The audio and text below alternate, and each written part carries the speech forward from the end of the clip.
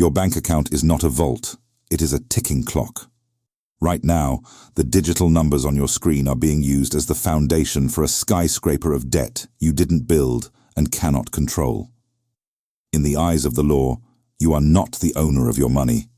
You are an unsecured creditor to a leveraged corporation that is legally permitted to sacrifice your savings to ensure its own survival. The moment you deposited your labor into the system, you traded a tangible asset for a digital promise.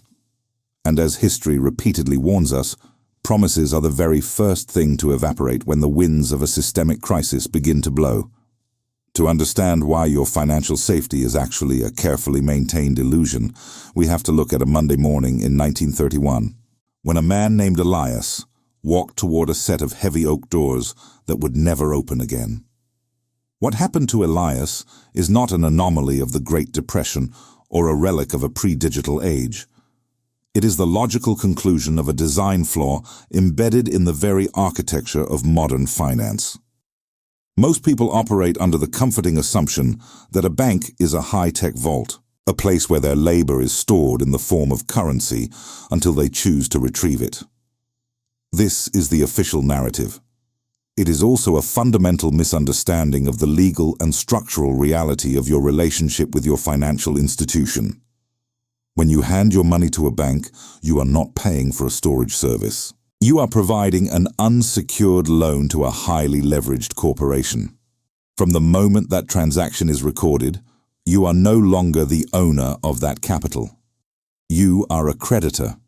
You have traded your tangible labor for a digital promise. Think about what that means.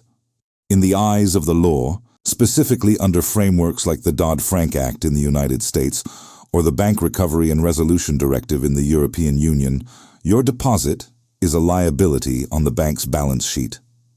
If that institution faces a solvency crisis, the system no longer looks to the taxpayer for a bailout. It looks to you for a bail-in. This is not a conspiracy theory. This is documented contract law. The mechanism that produces these failures is called counterparty risk, which simply means the danger that the person or institution on the other side of your contract will not or cannot fulfill their obligation. The bank is not a fortress. It is a leverage engine. It takes your deposit and uses it as the foundation for a skyscraper of debt. As long as the weather is clear, the skyscraper stands. But when the winds of a systemic crisis begin to blow, the foundation is the first thing the builders sacrifice to save the structure. In the following analysis, I am going to dismantle the illusion of digital wealth and reveal the 5 specific physical and economic properties that allow value to migrate and survive when institutional ledgers are erased. We are going to define what I call the perimeter of sovereignty, the distance between you and the third parties required to validate your ownership. I am not recommending a course of action. I am documenting the structural physics of value. Let me be specific about how this engine of extraction actually operates. To understand why Elias found himself holding a worthless slip of paper, you must first dismantle the architecture of the building he worked in.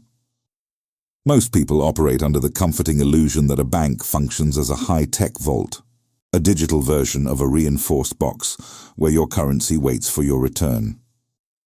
This is the marketing of the industry, but it is not the mechanics of the system.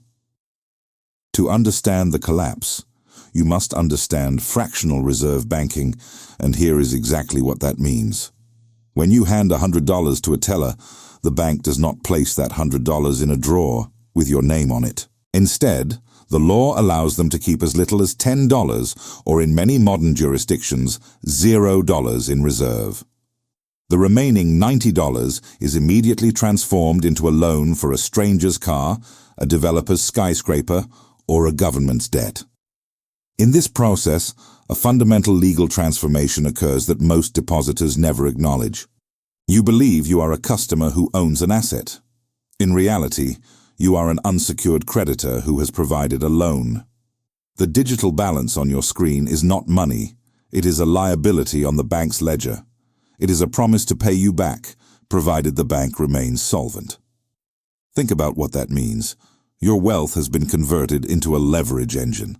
The bank takes your stable labor and uses it as the foundation for a massive inverted pyramid of debt.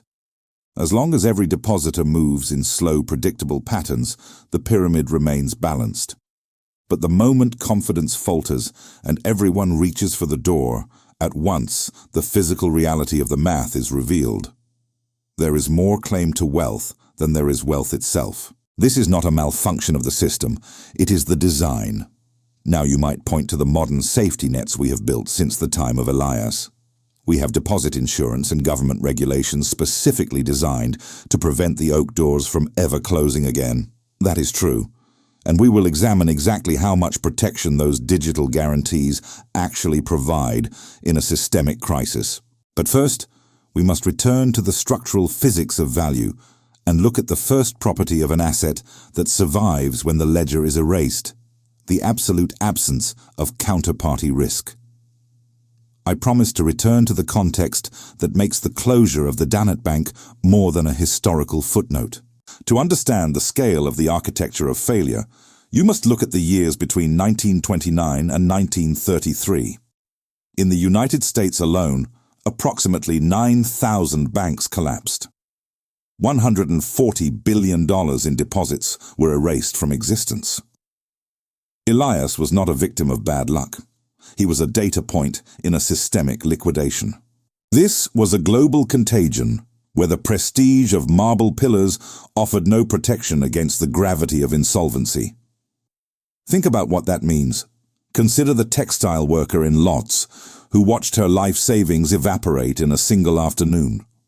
Consider the coal miner in Appalachia, whose company script became worthless as the bank behind the payroll vanished.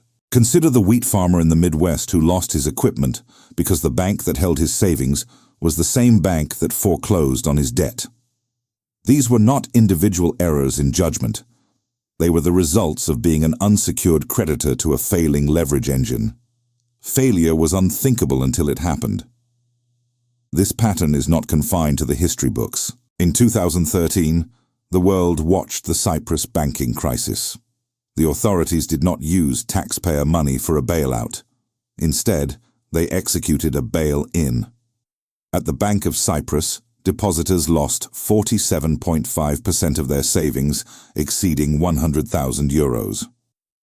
The system solved its solvency problem by using the capital of its customers. It was legal, it was efficient, and it was devastating. The forensic liquidators did not see people. They saw liabilities that needed to be cancelled to save the institution. The magnitude of these failures led to a global response. Governments created the Federal Deposit Insurance Corporation and the Bank Recovery and Resolution Directive. They promised that the era of the locked oak door was over. They built a digital safety net designed to catch every depositor before they hit the floor. This created a profound sense of relief across the modern world. The problem seemed solved by regulation. The public believed the exit was finally guarded, and their wealth was finally secure behind a wall of government guarantees. Now you might say that the era of Elias is a historical artifact, and that the modern world has built a fortress that he could only imagine. You point to the Federal Deposit Insurance Corporation in the United States and the deposit guarantee schemes in the European Union as proof that the oak doors will never stay closed again. You believe your savings are not just a digital entry, but a sovereign guarantee backed by the infinite printing capacity of the state. This is the official assurance provided to every citizen to maintain the velocity of the economy. It is a necessary belief for the system to function. It is the foundation of modern social peace. However, we must examine the forensic reality of the math. Consider the Deposit Insurance Fund managed by the FDIC. At its current levels, the fund holds roughly $128 billion in assets. This is the pool of capital meant to provide a safety net for the entire American banking system. But when you compare this fund to the total volume of insured deposits, which exceeds $10 trillion, the scale of the protection changes. The reserve ratio currently fluctuates around 1.25%. This means for every $100, the government promises to protect there is exactly $1.25 of actual liquidity in the fund. Think about what that means. The safety net is not a physical barrier against a systemic collapse. It is a psychological placebo designed to prevent the very panic that would reveal its insufficiency. It is a mechanism built for the failure of a single mid-sized institution, not for a contagion that sweeps across the entire architecture. This is why the legal framework has quietly evolved from the era of the bailout to the era of the bail-in. Legislation, like the Dodd-Frank Act in the United States and the Bank Recovery and Resolution Directive in Europe, has fundamentally altered your legal status. The state has realized it cannot save the banks with taxpayer money without destroying the currency itself. Therefore, the new protocol dictates that the bank must save itself using its own liabilities. And as we have established, your deposit is a liability. In a systemic crisis, the hierarchy of survival is dictated by four brutal priorities. First, the preservation of the central bank ledgers. Second, the continuity of the sovereign debt market. Third, the recapitalization of the systemic institutions.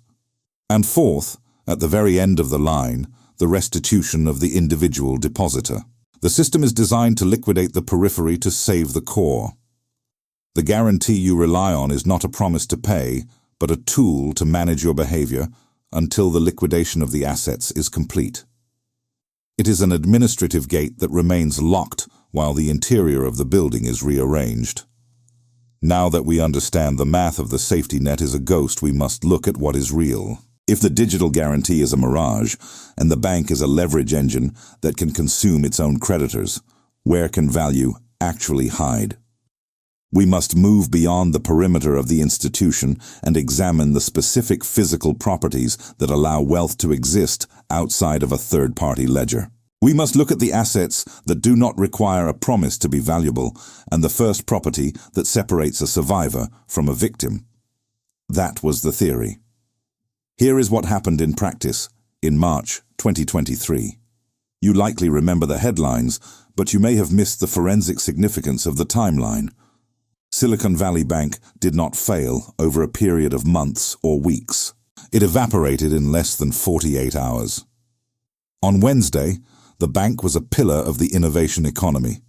By Friday morning, the doors were locked and the Federal Deposit Insurance Corporation had moved in. This was not a slow trek to the bank in starched collars. This was a digital wildfire. In a single day, depositors attempted to withdraw $42 billion. That is approximately $1 million every second for 10 consecutive hours. Think about what that means. The speed of the modern bank run has outpaced the speed of the regulatory response. The oak doors of Elias have been replaced by a digital kill switch that can be activated from a central server. Berlin, 1931, Nicosia, 2013, Santa Clara, 2023. The pattern is now closed. What was once a rare historical anomaly has become a recurring structural reset. In each instance, the symptoms were identical. A sudden realization that the foundation was built on a duration mismatch, a desperate reach for the exit, and a systemic intervention that prioritized the architecture over the individual. In the case of 2023, the authorities bypassed the standard limit of $250,000. They declared a systemic risk exception. They saved the depositors by backstopping the entire fund. But look closely at the cost of that salvation. The money did not appear from a vacuum. It was extracted through a special assessment on every other bank in the country. It was a socialization of private mismanagement. This means the mechanism of the bail-in is not gone. It has merely been disguised. If you live in a jurisdiction governed by modern financial law, your status as an unsecured creditor is not a historical footnote. It is your current legal identity. The distance between you and the realization of that status is exactly the time it takes for a central bank to decide if you are a systemic priority or a necessary sacrifice. You are evaluating your own situation right now, not through the lens of history, but through the lens of a live circuit. The system has proven it can and will rewrite the ledger over a weekend while you are sleeping. The question is no longer if the intervention will happen, but who ultimately provides the energy for the rescue. If the state can freeze a ledger or dilute a currency to save a leverage engine, where does the actual value migrate? We must now look at the first physical property of an asset that exists outside this loop of intervention. We must look at the absolute absence of counterparty risk and what it means to own something that does not require a signature to be real. And here is where the pattern reveals its most uncomfortable truth. We have looked at the closed doors of Berlin and the digital kill switches of the modern era. But these are merely symptoms of a deeper geological shift in how property is defined. This is the moment to look at the principle that connects every failure we have discussed. I call it the perimeter of sovereignty. Think about what that means. True wealth is not measured by the number of zeros on a screen or the prestige of the institution that records them. It is measured by the physical and legal distance between you and the third parties required to validate your ownership. If your ability to use your labor depends on a functional power grid, a central server, and a committee of forensic liquidators, your perimeter of sovereignty is infinite. You are entirely exposed to the structural gravity of the system. This is not a conspiracy theory. This is structural analysis. The modern financial architecture is designed to prioritize the survival of the machine over the components that feed it. In a systemic crisis, the hierarchy of survival is absolute. The central bank ledgers must remain balanced. The sovereign debt markets must remain liquid. The systemic institutions must be recapitalized. You, the depositor, are the final variable in this equation. You are the buffer. Your wealth is the energy source the system consumes to prevent its own total collapse. There is a fundamental difference between access and ownership.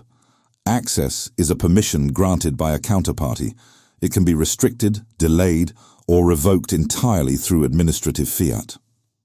Ownership is a physical reality that requires no external validation to exist. When the perimeter of sovereignty is wide, you are a guest in someone else's ledger.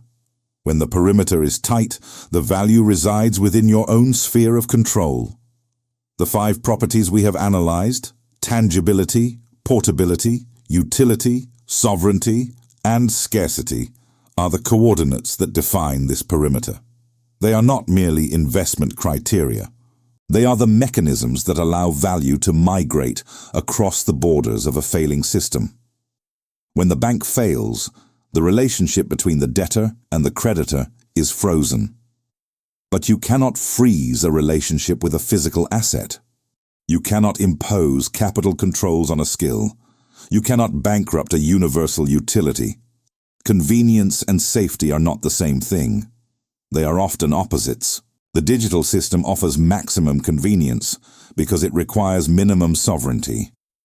It is easy to move numbers on a screen because those numbers are not real. They are ghosts.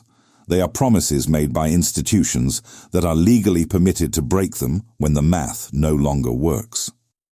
The price of that convenience is the total surrender of your perimeter. We have spent decades building a world where the ledger is everything. We have convinced ourselves that the map is the territory. But as Elias learned in 1931, when the map is set on fire, only the territory remains. The system is currently in a state of duration mismatch, which simply means the promises it has made cannot be fulfilled at the speed the public expects. The liquidation of the imaginary is not a possibility. It is a mathematical certainty. The only question is what remains in your hands when the digital light is extinguished. We must now look at the final return to the physical world and the realization of what it means to actually own your life. So what does this mean in practice when the digital light begins to flicker? I am not recommending a specific course of action, but I am documenting the structural physics of value as it has been observed across centuries of institutional failure. Anyone who tells you there is a single perfect escape from systemic gravity is selling you something. In a liquidation of the imaginary, the goal is not to find a miracle, but to tighten your perimeter of sovereignty. Think about what that means. It means shifting your focus from the quantity of the promises you hold to the quality of the properties those assets possess. Historically, those who survived the fire of 1931 or the haircut of 2013 did not succeed because of what they bought, but because of how they structured their exposure. They moved their value across three distinct layers of the perimeter. The first layer is the physical. Tangible assets like precious metals or productive land have no counterparty risk because they do not require a signature from a bank to exist. They are real regardless of the state of the ledger. The limitation is obvious. Land cannot be moved, and physical bullion is heavy and difficult to defend in an environment of total social breakdown. The second layer is portability and information density. Assets that allow wealth to cross hostile borders in a pocket or a memory provide a necessary exit from a localized collapse. This offers high mobility, but it introduces the risk of technical complexity and the danger of total loss if the access mechanism is compromised or forgotten. The third and most resilient layer is universal utility. In the siege of Sarajevo, the most valuable person was not the one with the most currency, but the one with the skill to repair an engine or the medicine to stop an infection. A skill is the only asset that cannot be confiscated by a forensic liquidator. You are not looking for a sanctuary where risk does not exist. You are looking for a configuration where you are the primary validator of your own wealth. Every step toward convenience is a step away from sovereignty. You must evaluate your holdings not by their current price, but by their performance when the digital light is extinguished. We have looked at the alternatives, but we must recognize that redistributing risk is not the same as eliminating it. The fire is real, and it is currently consuming the edges of the map. Return to Elias in the kitchen of his house in Berlin. The starched collar is loosened. The leather-bound books are still on the shelf, but the 24,000 marks on his bank statement have ceased to exist. He is not looking at the paper anymore. He is sharpening a chisel for a repair in the garden. He is looking at a single silver coin he kept in a drawer. He has lost his wealth, but he has discovered his property. Think about what that means. The bank statement was a map, and the map has been burned. The house, the tools, and the silver are the territory. They are the only things that survived the fire because they exist within his perimeter of sovereignty. Elias is not a victim of history. He is a model of realization. He now understands that convenience is a trade, and that he traded his sovereignty for a digital promise that the system was legally permitted to break. There is a fundamental difference between access and ownership. Access is a permission granted by a third party. It can be restricted, delayed, or revoked by an administrative fiat. Ownership is a physical reality that requires no external validation. Convenience and safety are not the same thing. They are often opposites. The liquidation of the imaginary is not a possibility. It is a mathematical certainty. The system is currently in a state of duration mismatch, and the hierarchy of survival is already being calculated. You are the buffer. Your wealth is the energy source the system consumes to prevent its own total collapse. This channel exists to study the fractures before they become fault lines. If you want to understand the mechanisms that operate under the surface of your daily life, subscribe. We do not track the news, we track the patterns. This is not financial advice. It is structural analysis of the physics of value. The door is already locked for some. For others, the sign is being printed. The pattern is already in motion.